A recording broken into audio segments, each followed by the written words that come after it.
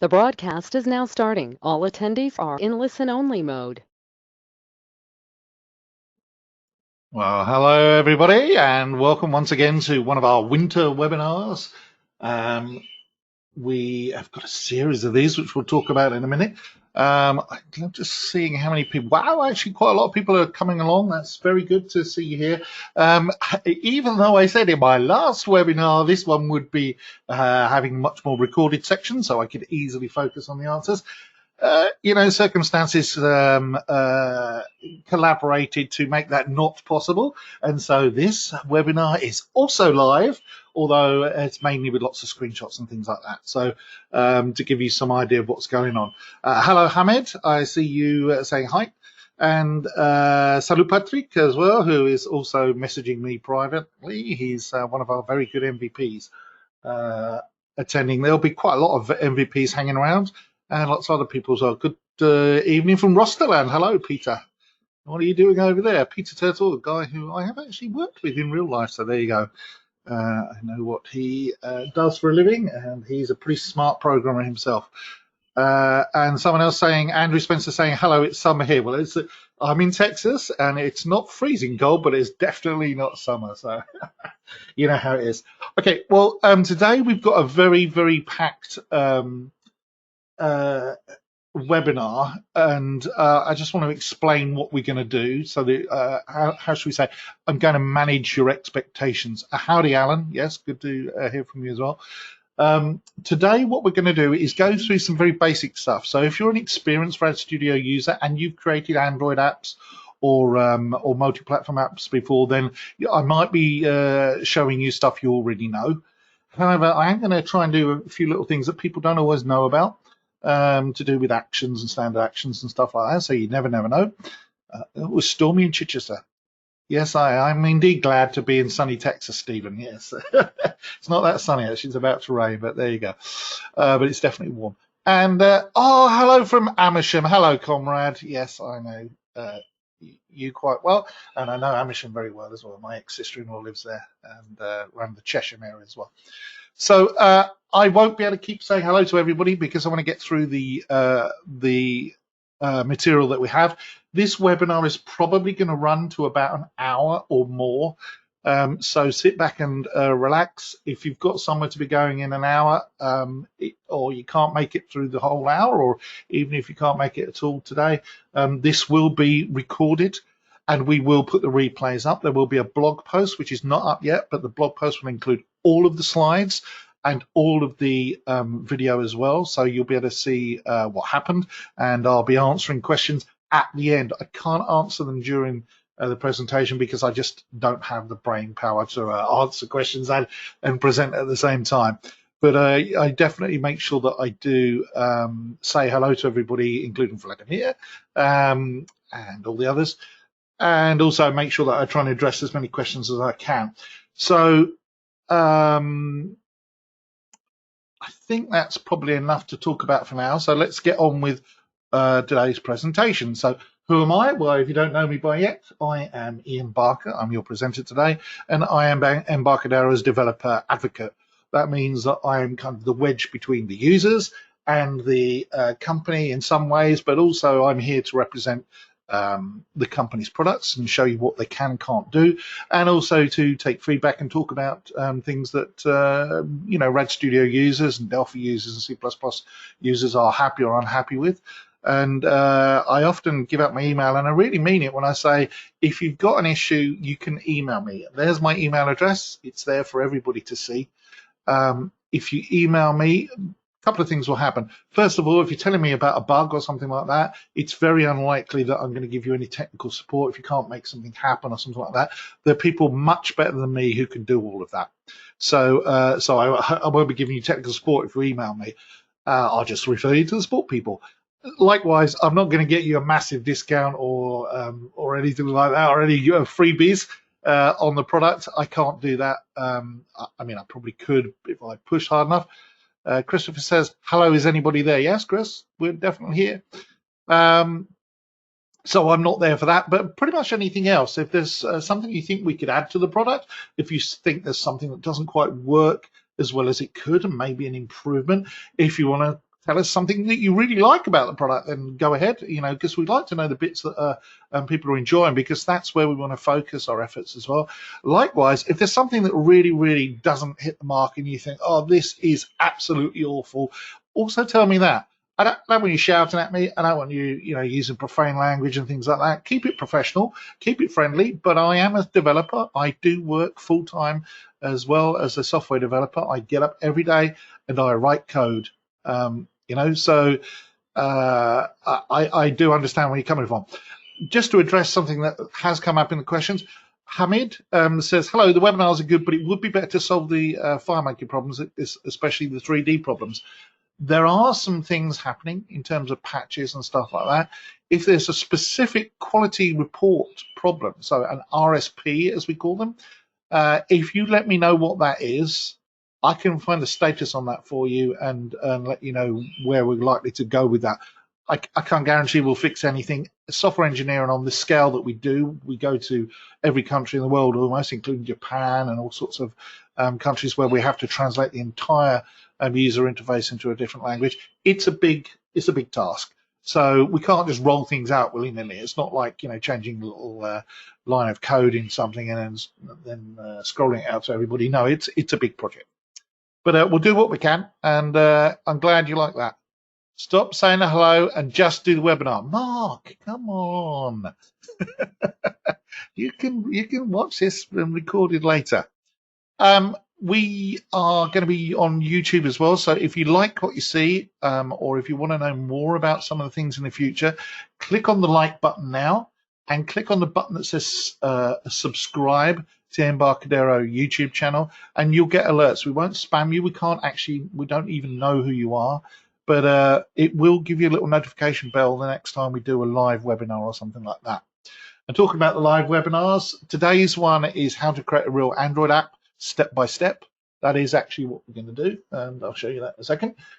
Next week is a follow-up to that and actually uses some of the things we're talking about today, and that is how to create a real iOS app. And we're going to do that even if you don't have access to a Mac, which a lot of people don't. I mean, they are expensive. They are great. Some of the best computers in the world are Macs, I have to say, but not everybody can afford them, not in everybody's budget. So we'll talk about creating iOS apps for the App Store and for the Enterprise Store, the hoops you have to go through to do that.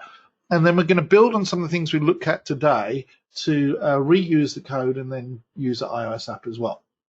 Okay, the rest of the webinars are there. I don't think I need to go through the whole agenda again because we talked about that before.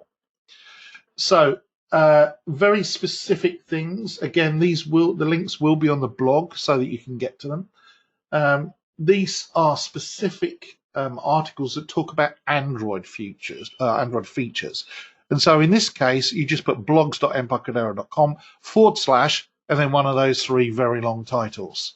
It will be in the blog, so don't worry. You'll be able to get to those links if you haven't got time to note them down or write them down, but they will be there so that you can go and read more about them. Some of the important things are things like the Android enhancements that we've done, and the runtime library and internet enhancements and things like that, because they do affect Android.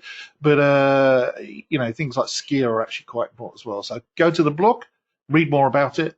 We actually tag the new ones with a thing called a sticky tag, so they'll stick at the top of the blog as well. Someone's saying, how do I report a bug in the QP system itself? Yeah, there is a little issue with quality.embarcadero.com at the moment. Your bugs are getting tracked. If you report one, it looks like it's not recording, but they are being recorded, so don't worry about it.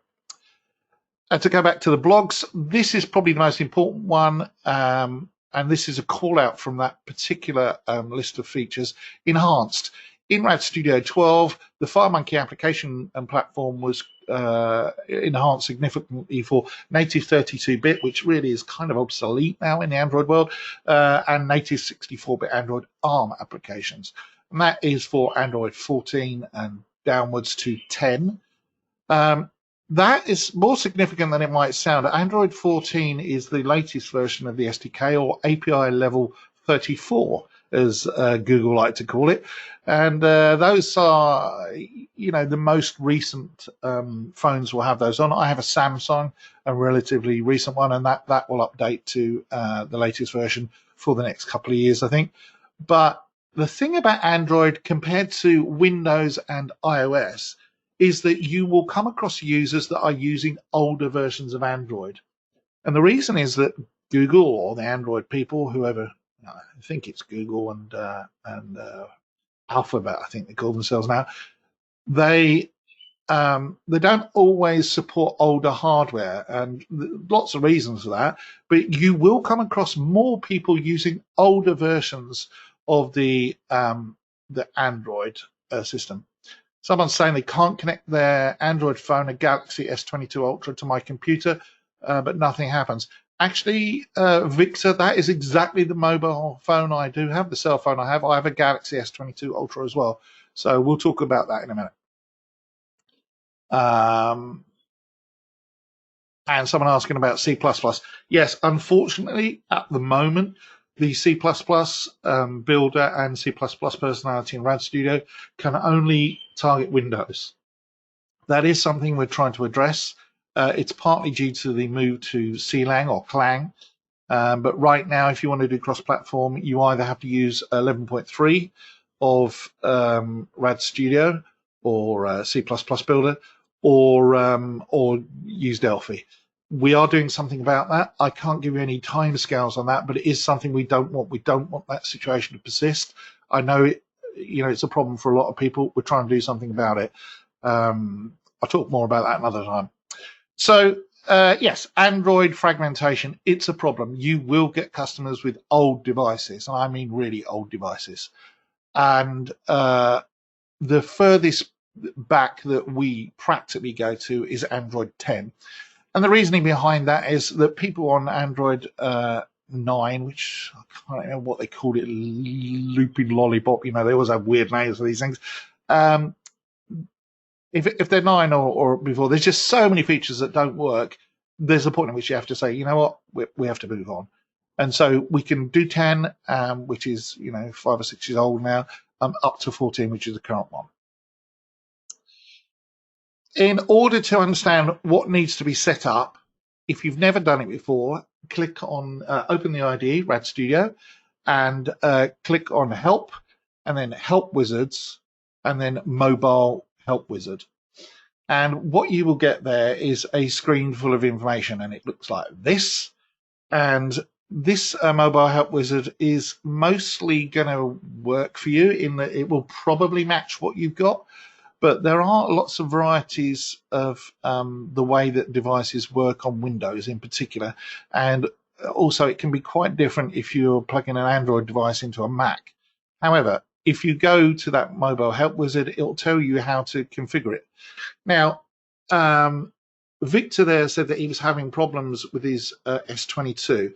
All I did for my S22 was actually install the USB driver.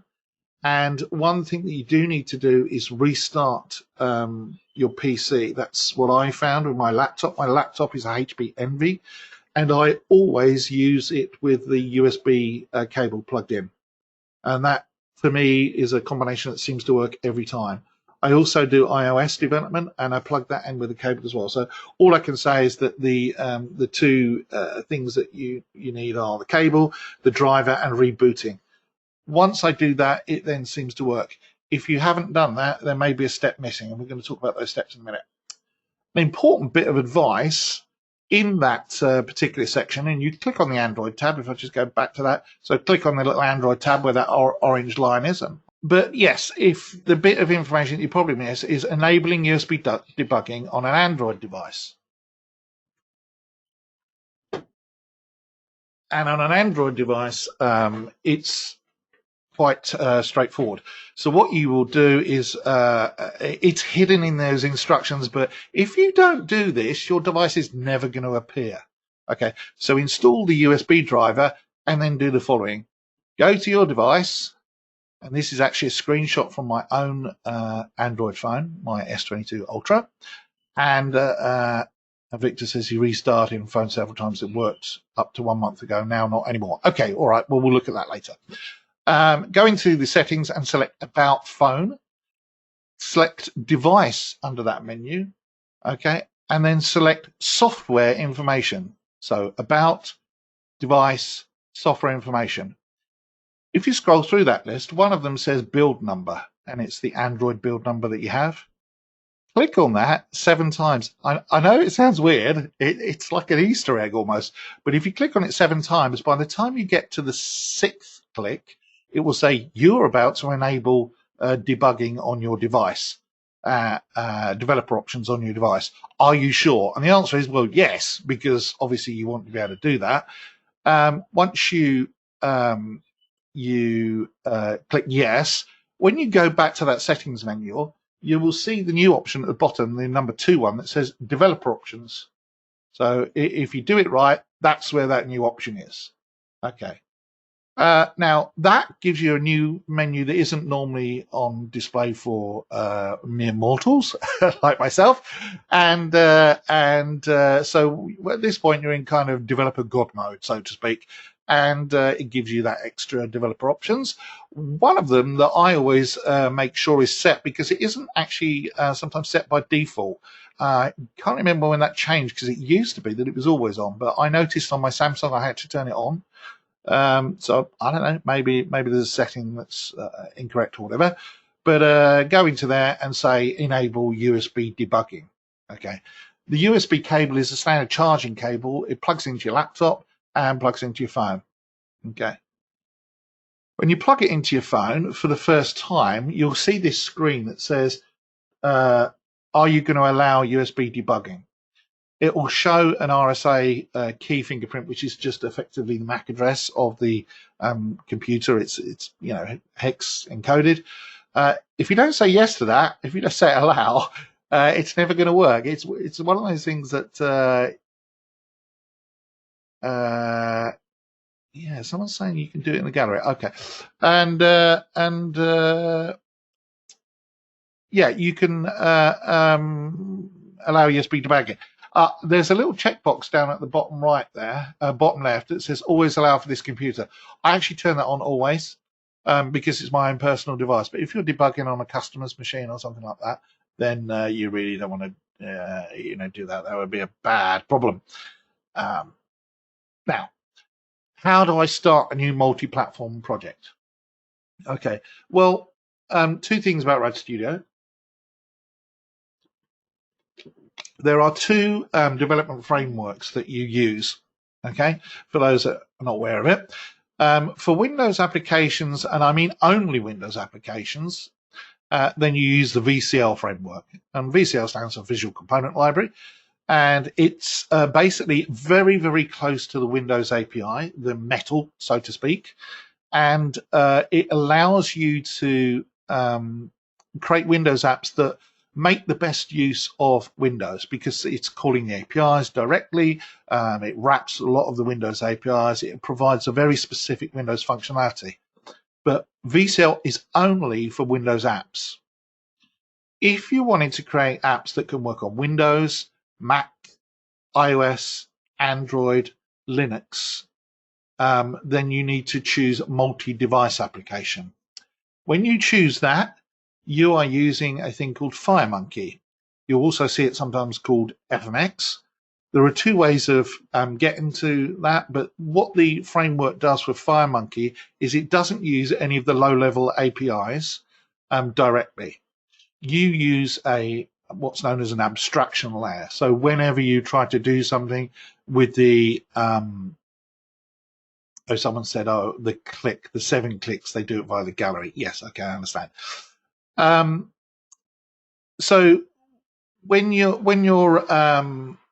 trying to do something like a file, get a path or something like that, on Windows the path with the slashes goes one way. On Mac they go another way because it's Unix based, Unix BSD originally, and Linux they go the opposite way. So slashes versus backslashes. With the FireMonkey framework, you actually use components and commands that translate those. So when you say path separator in some code, and we're going to talk about it in a later webinar, it will actually work out which one you need for your app. So if your app is running on Windows, then it puts the slash the correct way. And if your app is running on Mac, then it puts the slash the other way. Same with Linux. Very, very cool. So that's one thing. The second thing is the way it draws the controls on the screen are not tied to how Windows does them. That's a good thing in some respect because you have massive control. And later on, I'm going to show you all the things you can do with FireMonkey, not today, but all the things that you can do with FireMonkey are very cool tips and tricks about making animations work and making things slide around and having what's known as affordance on controls like buttons and panels and things like that. But that's FireMonkey. You only get the FireMonkey multi-device application. Personally, if I was creating an app today and I thought there was any chance at all of it going to be a multi-device application, I would always, even if I was initially writing it for Windows, I would always pick multi-device application and the FireMonkey framework. Since Rad Studio 12 incorporated FMX together, combined FMX together with Skier for Delphi, you've got some very amazing capabilities that FireMonkey makes very specific uses of. The Skier for Delphi components actually take over the drawing of the FireMonkey components at a very, very low level. They're very closely integrated. You get a performance boost in most cases, not always, and it also can do things like on Macs, it can use different ways of drawing, using different things like OpenGL and stuff like that whenever it's available. It's very cool, but not everyone wants to do that. Some people want the Windows capability much more prevalent. The two ways to get to that is either File New and Multi-Device Application, or on the welcome page in Delphi, just select Multi-Device Application and it will produce a new app. Once you click on one of those two things, it's going to ask you for what type of app do you want to create. There are some ready-made app templates. Okay, so the app template is a basic layout of an app with some stuff already filled in. It's not a full application, it's just that it's got some ready designed screens and functionality in there. So if you think about something like Facebook, the Facebook mobile app, because a lot of people have seen it, there will be a header and footer with navigation on that under Android. So the header will be showing weird stuff like, I don't know, friends and, the buttons across the top. And then the footer might be showing some other information as well to do with number of images you've got or just showing just one second. Let me just sort my dogs out.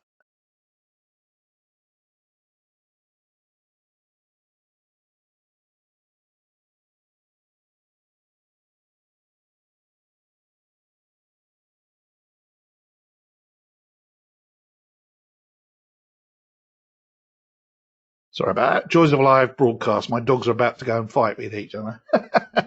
Happy days. Working from home is always good when it works. So yes, Facebook's got this kind of navigation with headers and footers. Those basic templates provide some ready-made written functionality in there to make things a lot easier. Master detail is a typical, like your photo listing wall on Facebook, those kind of things. We're going to start with a blank application. Okay, so let's pick a blank application.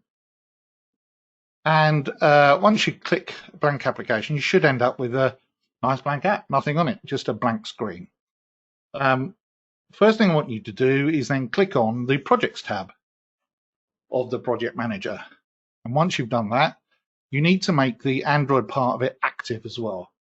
So you double click on Android 64-bit and that will put us into an Android app. Now, before we do anything else,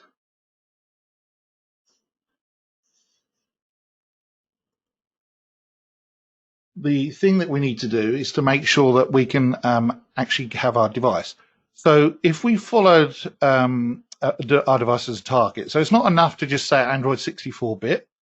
You also need to be able to say, I want to send this to our phone or our tablet because we can do phones and tablets at the same time using Rad Studio. And if you follow the instructions to put in the USB driver, and you did that tapping that I talked to you about on the developer thing, and I know a couple of you have said they've tried it and it didn't work, and also someone's there, Stephen Bullis says, I'm an Android 7 build number. Unfortunately, yeah, Android 7 is a little bit too old. You need 10. So if you can upgrade, great. If not, yeah, you're probably stuck. I mean, it's a very old Android, so you need to come back next week and we'll talk more about it. But this is this isn't just building applications for yourself; it's building applications for other people. So I think you should stick around and you'll probably learn some more about what's going on. Anyway, so when you plug your phone in and you've gone, you've double-clicked on Android 64-bit. And you'll see, if you expand that node like I have on the screen there, you might see that the target has got no little chevron next to it like it has there. So if you look at the word refresh, towards the left of it, that folder looks empty. So if you right click on that target and select refresh, what will happen is, if you're lucky, your device will turn up in it. Now, I want to point out, it is fiddly and it doesn't always work first time, and sometimes it just randomly seems to not work until you've rebooted everything, including the phone, and changed, plug the cable in, put it in a different USB port. Having a good cable is important. You want a decent USB cable. Don't buy the cheapest one you can get from the local grocery store. Get a reasonably good quality one as well, because the quality of the cable is important if you're doing USB debugging. I know it sounds weird, but these are all the things I've learned the hard way. But assuming you've got everything right, then what you will see is you'll see your phone listed as a target. Now, it's going to have some kind of weird name. It's not going to say something convenient like Ian's Samsung phone. It's actually going to say the model number or something like that, because that's the default name of the phone. You can change it, but I'm not going to go into that at the moment. But that's the the default name of that phone for me. And in my case, that's a Samsung S90 something or other. I don't know. It's a reasonably top of the range phone. I like Samsung. I use iOS as well, but yeah, Samsung are good. And once you've done that, that means that you can actually target that device. Well, what we're going to do, let's create a little app here, and I'm going to take you through step by step with the screenshots. And like I say, on the blog, you will see every slide you're seeing here will be on the blog post as soon as I can get it up later today. And what this will do is it will create a blank application, as we've already done. And we're going to go to the palette, which is on the right of the screen. And we're then going to type in the search box there and choose the word button, okay, from there. And that will show the button there. If you double click on the button that you saw in the palette there, it'll create a new button on the form. Now, I'm not going to explain this week about things like multiple views, so how you can have a view, an application that works for iPad and Android and iOS, iPads, tablet devices with Android. But you can do that. You can make your apps have different views for different devices. So if you've got a really huge Android tablet, 10-inch or 12-inch or whatever, you might want to redisplay, reorganize the screen so it fits a bit better. Peter Franking is saying he's get very bad quality. How can I get the replay file later? It'll be on the blog, Peter, and on the YouTube channel. If you are watching on the YouTube channel, click on like and subscribe, and you'll get all of these sent to you. We won't spam you from the YouTube channel. You won't get lots of emails or anything like that. Just click on subscribe, and then as soon as I do another broadcast or we put it up, you'll get notified. So there is a series of things, so it's good. And I'm going to answer the questions later. So anyway, create a button. That's all you do. Double click or put it onto the form manually by clicking it on there. And I just want you to put it on the left-hand corner of the form. And the reason is that for all devices, the left-hand corner is going to be the right place for now. okay, so that you don't suddenly end up with it off the screen and tell me you can't see it and all the rest of it. If you click File Save and then name the project something, and then hit F9, which makes it run with debugging, what will happen is it will compile and it will deploy the project. Now, what's it doing when it's deploying? Well, deploying the project means that it's packaging it together into a .apk. If you're used to Windows, you're probably familiar with a .exe. But if you are looking at Android, then it's a .apk. If it's an iOS device, then it's a .ipa. So they're just the extensions of the little packages of functionality that gets sent down to the device. So in this case, as I hit compile or F9 to run it, it builds it and compiles my code together. Okay, and then deploying it means that what it's doing is crushing that together into a package that works for Android 64. Put some debug symbols in it because I'm running it in debugging mode, and it then copies it down that USB cable onto my phone. Okay, and because it's in development mode, it'll allow me to do that. It's called side loading. You can do it via the USB, plug it in as USB, and it sees it almost like a memory stick, and you can then copy that package in. But why do it all the hard way when you can do it this way? It will then put that device onto the phone. And then because we've hit F9 to say run with debugging, what will happen is, and it might take, up to a minute, something like that, you should start running the app on your phone. And there's your app running on my S22 Ultra. And that's actually a genuine screenshot, by the way, from my Android. It's not a mock-up. And there's your button. Well, not very exciting, but there is a button. So let's go and look instead at doing something for real, because at the moment, if you click on that button, nothing is going to happen. It's just an empty button, no code in there, and a pretty ugly app as well. What I want you to do is you then go back into the IDE. So click on the stop button to end the app. And what that does is just stops the app running on your phone and puts you back into editing mode in your IDE, so you can actually edit code and change the form and screens and all the rest of it. Go back to the palette, which is, in my case, it's in the right hand corner, but it just, Control P, I think it is, or select View and then Tool Palette from the menu, and scroll down, or just type in T Action. It's up to you, but scroll down until you see T Action List. Okay, and from that tool palette, I want you to choose T Action List and drop it onto the form, or you can double click, same difference. Okay. And what that will do is it will put that little component that you see on the screenshot there onto the form. And that action list is not a visible component. You can't see it when you run the app. It does things, its functionality already parceled together. Now, later on in this series, we're going to do a lot more coding. But earlier on, for those that are perhaps new to RAD Studio, what we're going to do is show how you can actually not have to write a lot of code to do something quite complicated, or at least difficult. If you wrote the code from scratch. So the components are packages of pre-written functionality that you don't have to do anything with. So we'll right-click on the action list, as I've shown there, and the menu that you see on the left will appear, and it says Action List Editor. Okay. And so we will click on the action list editor, and up will come a screen that looks like that.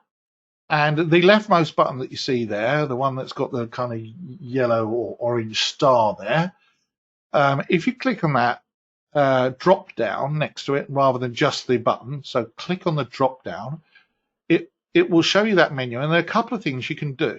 Okay, one of them is a new action, and we'll talk about that next time. But a new action is a way that you can centralize all your code into one place, so you can then assign it. When sometimes you've got a quick toolbar, a regular toolbar, and then a button on your applications, rather than write that code 3 times or have it calling each other, you can actually assign actions, and then the buttons have actions rather than code behind them. The advantage of using actions is that when you disable the action, it means that the button that is associated with that action is disabled. So is a menu option that also reflects that action, and anything else you've got. It also means if you change the caption on the main action, then you change the caption on anything that's showing is assigned that action. So if it's a button, if you change the word, the text to say do it now or something like that, changing it in the action would actually make it change in the button and the menu. Also, there's some events like when you click on an action before it's about to be shown, you can actually decide whether or not you should show that action or whether it should be enabled or disabled. So if you see, weirdly enough, the action menu that you see on the screen now is an action menu. So it's kind of like Inception in the action menu editor is actually an action menu. And so you see where it says move up, move down, which is grayed out. That's done through the action. So what they've done there is they've said, I've got no items there, so there's nothing to move up and down. So I will disable, before I display, I will disable the move up action because it can't work. There isn't anything to move up or down the list. And likewise, because there are no actions selected, then the delete action is disabled as well. That's the power of actions. You can do some quite clever stuff without writing lots and lots of code. Centralization, and what they know as well in the kind of computer science world is DRY, which stands for don't repeat yourself. So in other words, trying to centralize your code so you're not having the same code repeated in different places is really, the first step onto actually, being a fundamentally good programmer is not repeating that code over and over again. That way, if there's a bug, you can only go to one place and fix it. And actions help do that. They're very useful. But anyway, in our action menu, which is an action menu, we're not going to choose new action. We're actually going to choose new standard action. And the reason for that is that the standard actions are functionality of the operating system and or the device that you're on, already established and built in. And there are a lot of choices. So in this particular case, we're going to choose a thing called show share sheet action, which is not easy to say if you have been eating chocolate or something, but show share sheet action. And what that does is if you think about your mobile phones, let's say you see a cool story on Reddit or Discord or TikTok or anything really, and you click on the button that says share, and we've all done it, and up pops a menu of choices on the phone.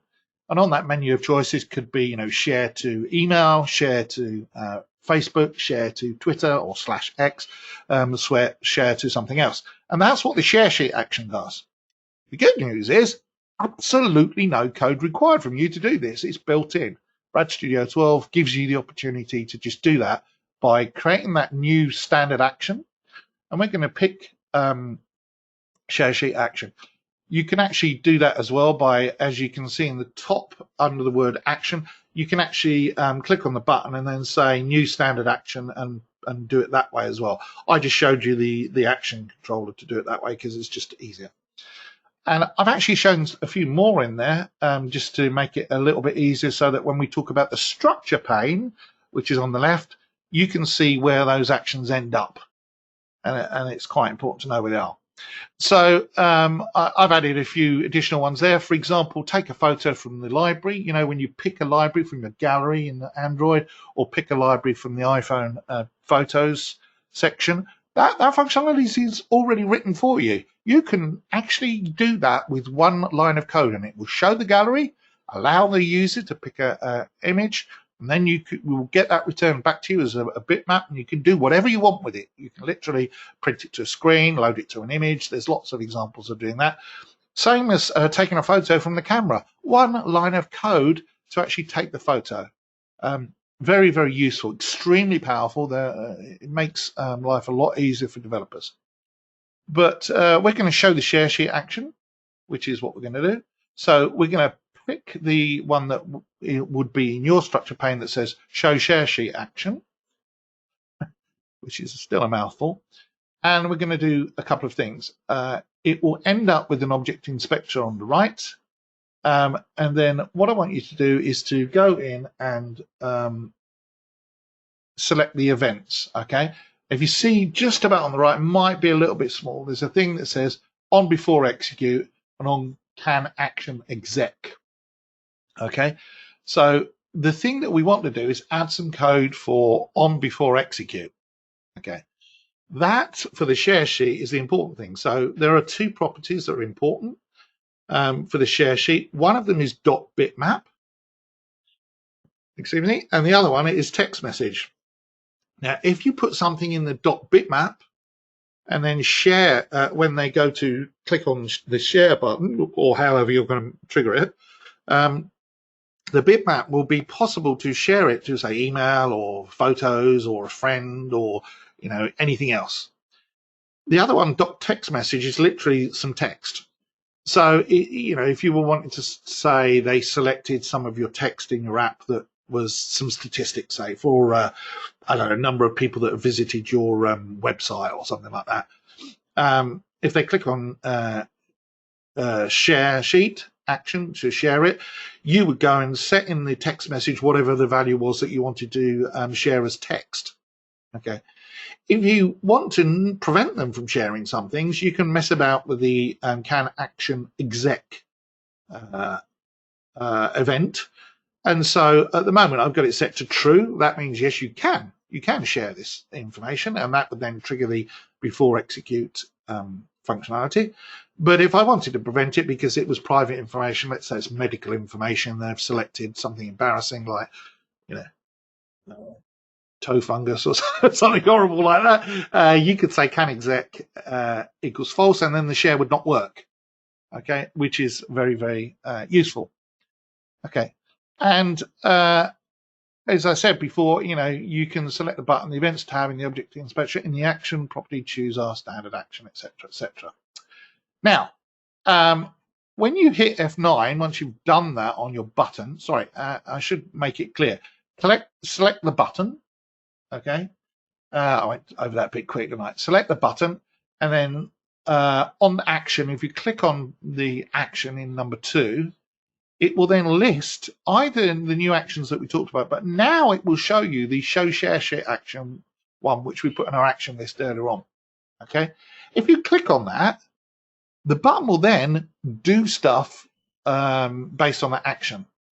Now, if you actually go into the action and change the properties for the caption, the button wouldn't say button 1, it might say share or something like that. It depends on what you do, but that's controlled by the action. I'll let you work out how to do that later.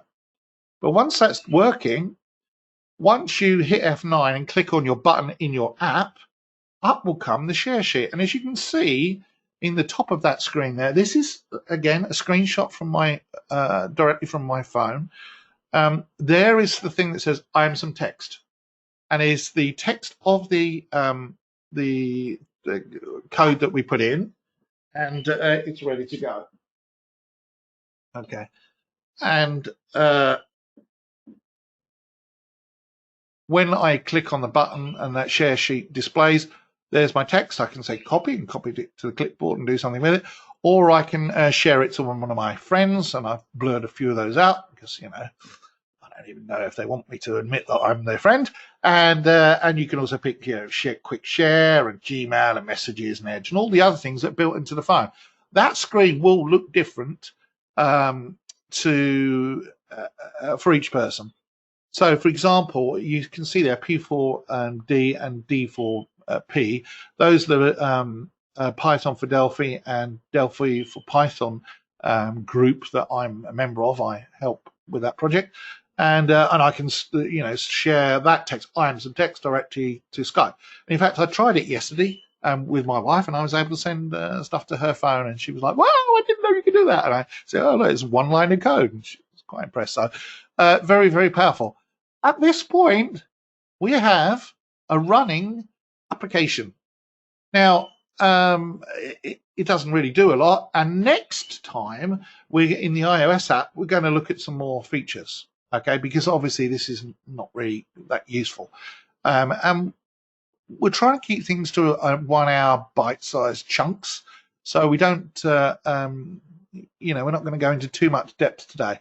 But next time, we're going to talk about things like adding icons. okay, and also a professional theme.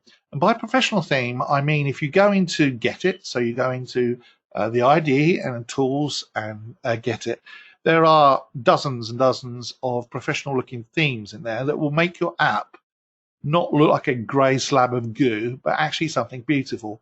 For Rad Studio 12, if you've got an active subscription, I'm not sure which one it is. There is one called Impressive for the theme. These are only for Rad Studio 12 for those people that are using it. And the Impressive theme is very cool. It's one specifically tuned to look great in the modern age. But there are dark mode, light mode, and all the rest of it.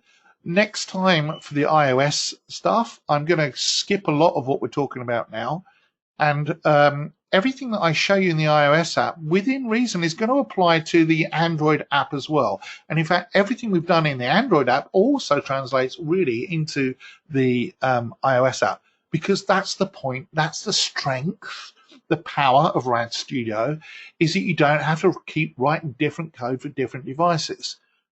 When I run my app next time on iOS at the next webinar, and I show the app running, and I won't make any change to it, I'll just hit F9, you will see that the iOS app looks different. And it looks different because FireMonkey understands that now we're on a iOS app, and therefore the button should be drawn differently, and the theme will be drawn differently, and the icon will work differently. Likewise, if I go to do some stuff on iOS and then go back to the Android app, it will include that new code, but it will look different because it's adapting to what Android can do. This is a very good strength of Rad Studio. I've had people say, you can't share code between apps. I can tell you now that I have personally worked on projects where I created, and it was part of a competition, we were set a task. I created something like 7 apps, and there were apps going out to the web, going out to progressive web apps, FireMonkey for iOS, Linux, Mac, Android, and Windows with the same piece of code. And there was almost 100% code reuse. It wasn't quite 100%. There's always some little differences you do. But once you're coding for creating an Android app, within reason, you can pretty much create the same thing for iOS as well without lots of changes in the code. There are some, Android and iOS are not completely the same, but they're virtually the same. And so next webinar, we're going to look at how we do things like icons. In Rad Studio 12, there's this capability for Android adaptive icons. Now, you may not know it, but if you've got an S22 Ultra Samsung phone, for example, the resolution is enormous. It's almost like a 4K screen. But if you then go back to, say, an iPhone SE, the resolution is much, much smaller. Okay, and the difference would be marked if you didn't have the ability to change the graphics and scale up and down. Okay. Richard Obertick is saying, in his experience, he actually had almost 100% code share with 2 example apps we have written and demonstrated to clients. Thank you. That's a very nice comment. I appreciate that. I work for Embarcadero, so I know that people think that I'm going to toe the Embarcadero line, but I tell you now, I am your developer advocate, so I want to tell you things that are true and useful. And I mean it when I say, I am a developer. I do get up every single day and code every single day. Okay, so that's what we're going to do next time. These will be in a playlist on YouTube. Okay, and once again, click on like and click on subscribe, and when we put out new videos, you'll get automatically told about them. We've got 34,000 subscribers or something. Doing okay, but if I was, I don't know, some kind of influencer doing crazy things with sheep or, juggling with snails or something, I'm sure I'd get more views, but, hey, it's development, and that's how it is. But the clicking on like and subscribe will make sure that you get notified about these. So the next webinar will go into a bit more, and we're going to keep going. We're going to talk about Windows after that. We're going to talk about cloud and a few other things as well. We're going to try and put together a decent app that does something useful, and then we'll have backends with databases and clouds and stuff like that. So let's go to the Q&A section, because surprisingly enough, I actually got some time to address the questions. So I'm going to put my slides on the screen, the link to it.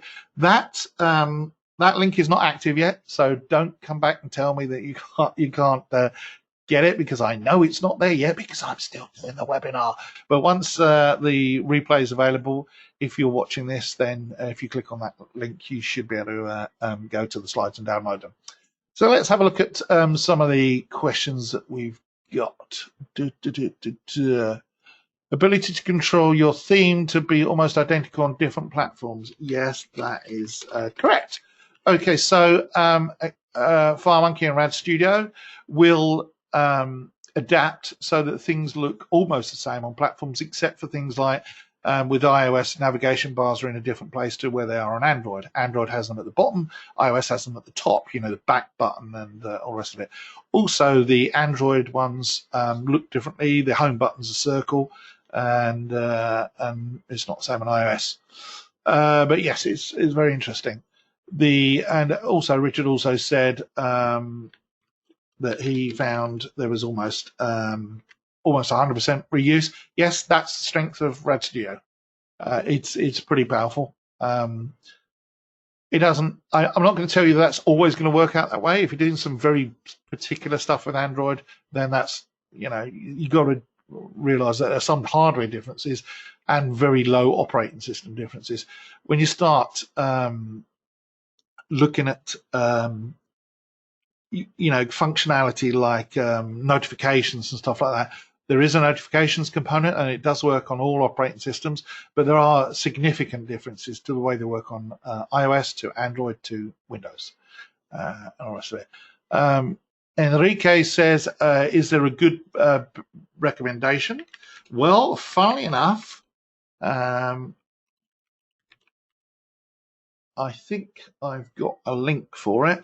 DelphiBooks.com. Patrick, do you want to post your link for a second if you're still there? I think he's around. I'm just waiting for him to say. I think it's DelphiBooks.com. I'm going to send that anyway, and we can correct it in a minute. But if you go there, there's a whole load of books about Delphi. And that's curated by Patrick Pramartin, one of our MVPs. He's like a super guy when it comes to absolutely everything. And he only speaks French, and yet he seems to cope with my English, which is quite impressive. I don't know how he does it. Hosting challenges with data protection laws in Europe. Yes, we are going to do a webinar on this. Shortly. Yeah. Okay. So here's a kind of esoteric thing, really. Once you start writing apps that go out to a mass audience, and by mass audience I mean you get in the App Store, or you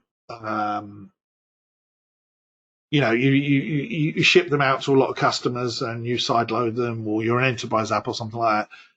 It's great and you start making some money, but the downside is you then start bumping into different laws around the world. Now, I'm based in the US, despite my accent. I'm a British American. I live in Texas. And so I'm subject to US laws.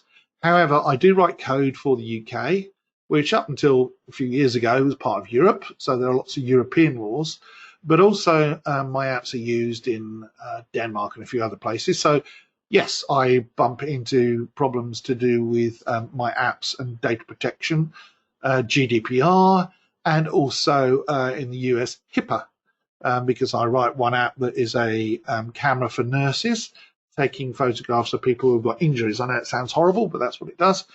And yeah, you've got to really be sure that your app is not breaking any laws.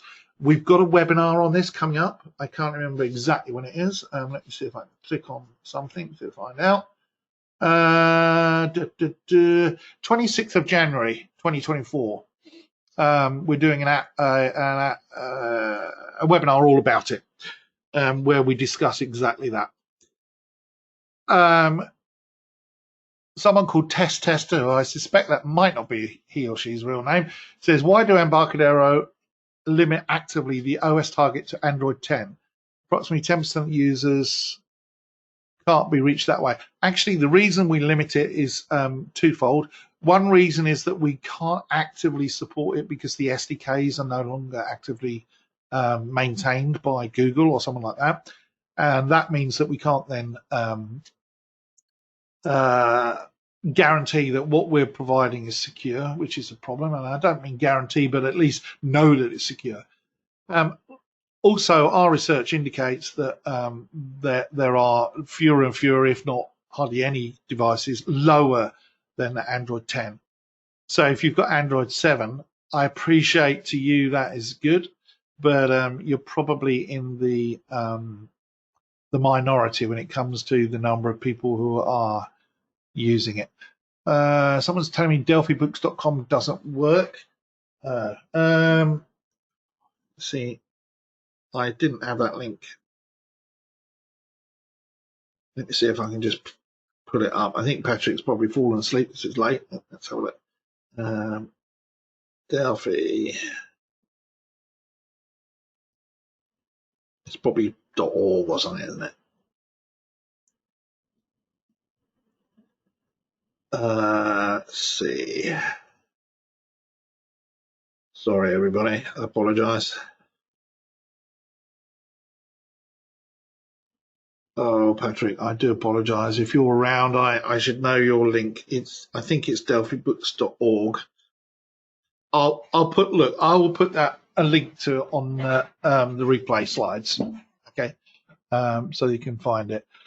Oh, Patrick says it is delphibooks.com, https delphibooks.com. Okay. Ah, well, there you go.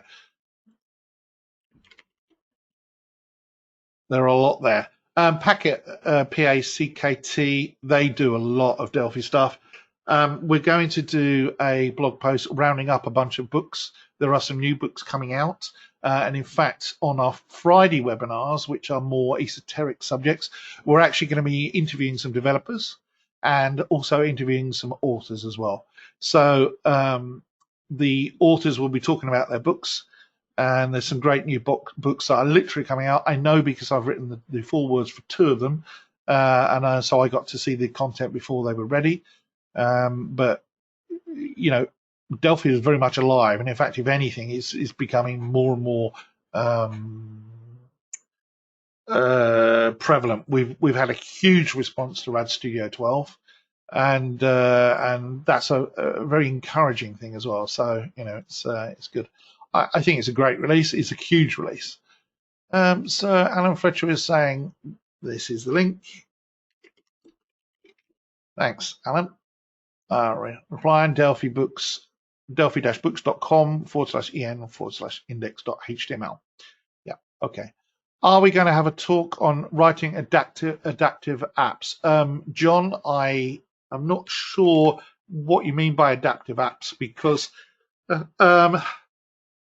the thing about FireMonkey is, and I'm going to cross this bridge in probably the iOS webinar next week, that we use a thing called layouts and stuff like that, that when next week I show you the iPhone app, which will also be an Android app, will also be an iPad app and an Android tablet app.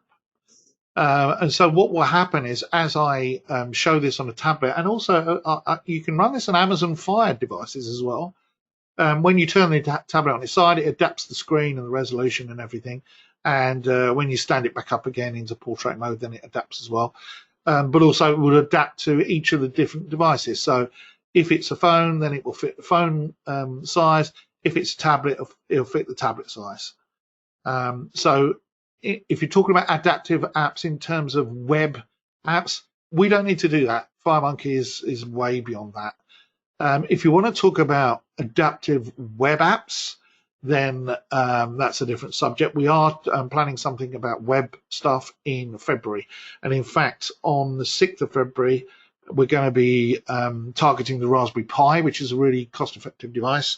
And on the Raspberry Pi, we're going to be doing some pretty cool stuff, and there will be some web stuff going on there as well, because the same app that will work on the Raspberry Pi will also work on the web.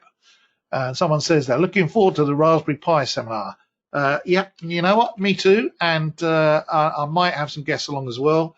Bruno Firians from TMS might be there. If I can persuade Holger Flick, who some of you may know, Dr. Holger Flick, I may get him to come in as well, but he may not. He's way too busy and important doing other things, but he'll be around for some other webinars with him. I tried to build a server-side app with Delphi, though I have loaded all the package needed. The request from the client app to be the server app failed. Any book that address this matter? Yes. Go to the, oh, he's gone. Okay, well, I can't answer that question then for him.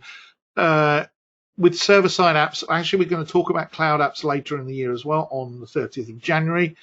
And we're going to cover what to do with server-side apps and how to make services, microservices and stuff like that. Thilo says he's using the Delphi Community Edition 11.3 and it doesn't find the java.exe during compiling. Thilo, try running the platform wizard again. So go into the menu and select platform wizard and just try and install that again. If not, I think that would probably be enough, but you might have to do a search for some paths. Next time I'll talk about a tool called Everything, which will find where java.exe is, and you can then go into the IDE and find that java.exe path and put it in manually. So that can do. It's a company called Void Tools produce it, but it's very, very useful. If there's something you're not sure where it is, you can find that. Okay. This is what I was talking about. Yes, good. Okay, well, I'm glad, John. Thanks for that. A lot of people saying thank you. A lot of people leaving because they've got to go and do other things. I actually have to go myself as well. Is the programming also in C#+, which is a new version of a language I've never heard of? I think it means C#, or do you mean C++? It's one or the other. Is the programming also in C++? For multi-platform at the moment, you can't do C++ and use unless you're using 11.3 or lower of RAD Studio. So the multi-device things are going to be Delphi. So next week will be Delphi. This week is essentially Delphi.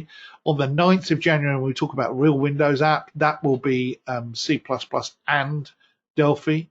And so will some of the cloud stuff be RAD Studio, so doing Delphi and C++ as well. Will I cover handling time-consuming tasks, DB operations, web requests, etc., UI refreshes on Android? Yes, I will not do that now, but I will do. These are more advanced subjects, and we're planning to do those in February once we've covered the basics. We want to try and create together a whole series of webinars that you can literally sit back and relax and pick and choose which ones you want, and it will teach you everything you need to know about creating apps, from the very simple stuff we're showing at the moment to the very complicated stuff. Frank, yes, no, you mean C++? No, as I said, today and next week are both Delphi only. The week after in January will be C++ and Delphi as well. Welcome from McKinney. Oh, really? Steve, you're in McKinney? What, McKinney, Texas? Hi, I'm actually based in Levon, just people understand. So I live just outside Dallas as well. I live in the Dallas Metroplex.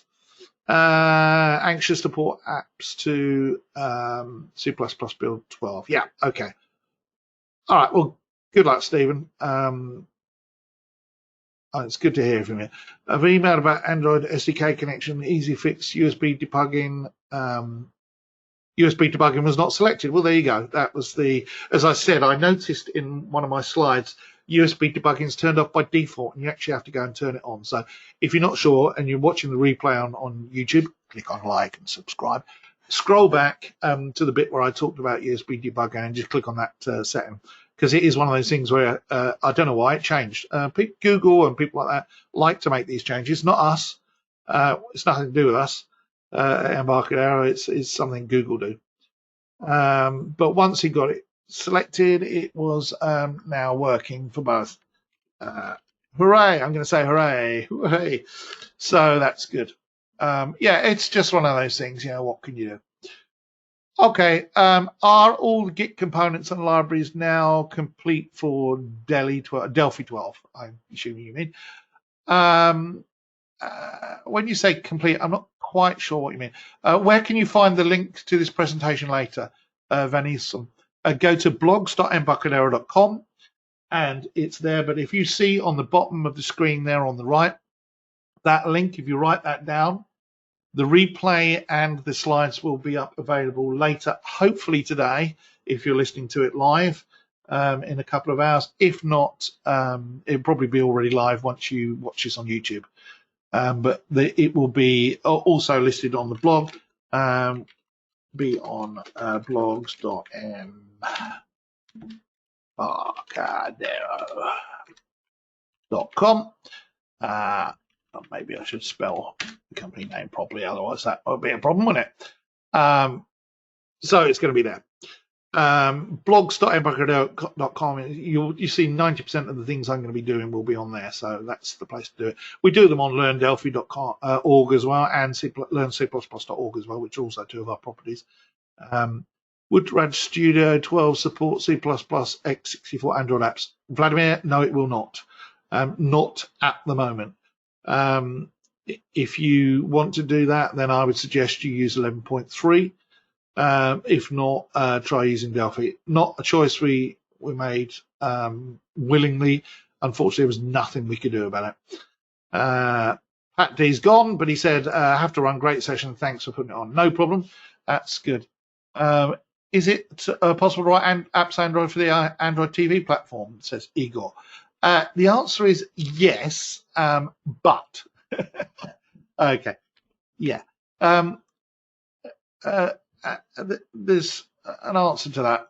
Okay, so Android TV is a platform that is customized heavily by some of the people that produce Android TV, and in theory, you can create apps for it that will work on it because it is just Android.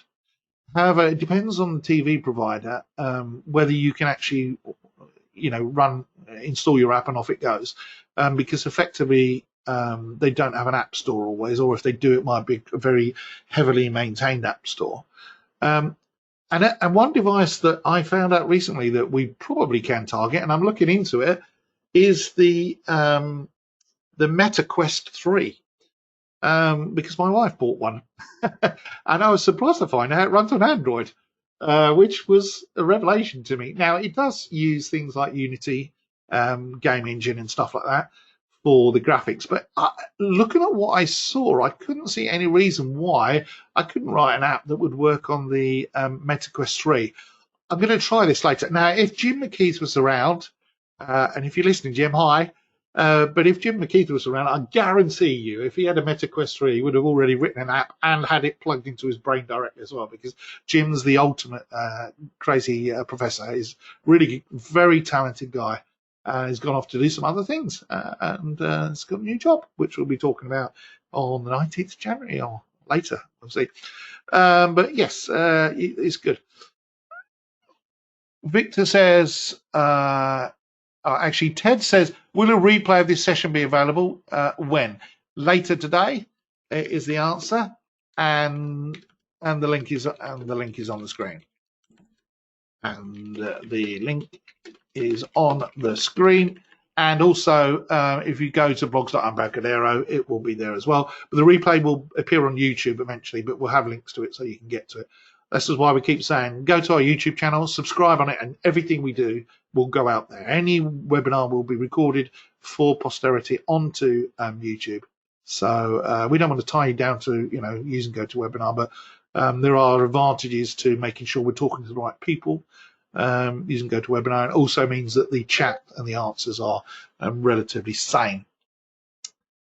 I think we're nearly done. Android TV, Delphi FMX. Yes, Patrick says it's possible. Yeah. So there you go. Yeah, I mean, I've tinkered with it to see what I could do, and I could get something working, but it wasn't great. Is it possible to write apps for Android Auto? That's actually a different subject. It's more tricky because there are some very complicated hoops you have to go through for Android Auto, and actually there's some rules and laws and regulations that Android Auto has to subscribe to for it not to be dangerous for you to use them. Excuse me, whilst you're driving. Okay. FMX usage starts. Yes, we'll talk about that next time. Igor says, will there be a webinar focused on an effective use of FMX styles in the customization? Yes, there will. And in fact, there are already some. Search for Ray Konopka, and Ray has done some very, very good sessions on the Code Rage and other work groups, and I'll try and include those links as well, because Ray is the master of that kind of stuff. He's a very smart guy, and I really like Ray. I get on very well with him. Will C++ support all the platforms in a later version? John's asking, will C++ Builder FMX support all platforms in a later version? The generic answer I can give to that is exactly what we intend. However, right now, it would be a lie if I said yes for certain, because there are some challenges to do with CLang and engineering in general to do with C++ Builder. Of course, we want C++ Builder to support everything that Delphi does. However, it's a walk before you can run the situation. At the moment, the CLang adoption that allows us to support C++ 17, for example, is critical. And whilst we could compile certain parts of the runtime and things like that, with the new CLang compiler, there's a lot more to do. So the answer is we hope to, but I would be a liar, John, if I said yes for certain right now. Of course, that's where we want to be, and we're going to do everything we can to keep people up to date on where we are with each platform and when and if it's likely to come back. And the answer is, that's what everybody wants. All platforms with C++ as well. Will you be doing a webinar for us to connect mobile apps to a MS SQL Server database? Says Riaz. Yes, we will. We will be doing a database connectivity one after the current round of webinars. And in fact, we have one that's not listed on here. Let me see where it is. It's not listed on here, actually, but there is one that we're doing with someone in February, which will allow you to connect from mobile to any database and using a multitude of different ways. So FireDAC and a few other things as well. Is it possible to integrate Delphi apps with smartwatch? Again, Manuel, I don't know the answer to that because I've not done it myself. Possibly. It used to be something that we supported, but I don't believe we support that at the moment. So it could be possible. I would need to check. I'll find out, because it would be it's actually a good question whether we can do that. I actually wouldn't mind being able to write apps for my own watch. So I will find out is the answer to that. Okay, we've got to go. We're a little bit over, which is kind of good and bad at the same time. I appreciate everybody coming along and sticking it out. We do what we can to answer all your questions. If you want to ask a question that maybe I haven't answered, then email me. My email's on the screen there, ian.barker@embarcadero.com, and I'll do my very best to answer it. If I don't know the answer, I'll try and find someone who does have the answers. Like I say, don't email me for technical support. I'm not going to be able to help you on fixing things that are broken. I don't have enough time, and I also probably don't have enough brain power. But at the same time, keep in touch. That's what I'm there for. You'll get a personal reply from me. Even if it's just to say hi, I'll have to say hi back. It's my job. I'm the developer advocate. And thanks for everybody who's saying thanks. Very helpful. Yeah, thanks. Okay. Speak to you soon, everybody. Bye-bye.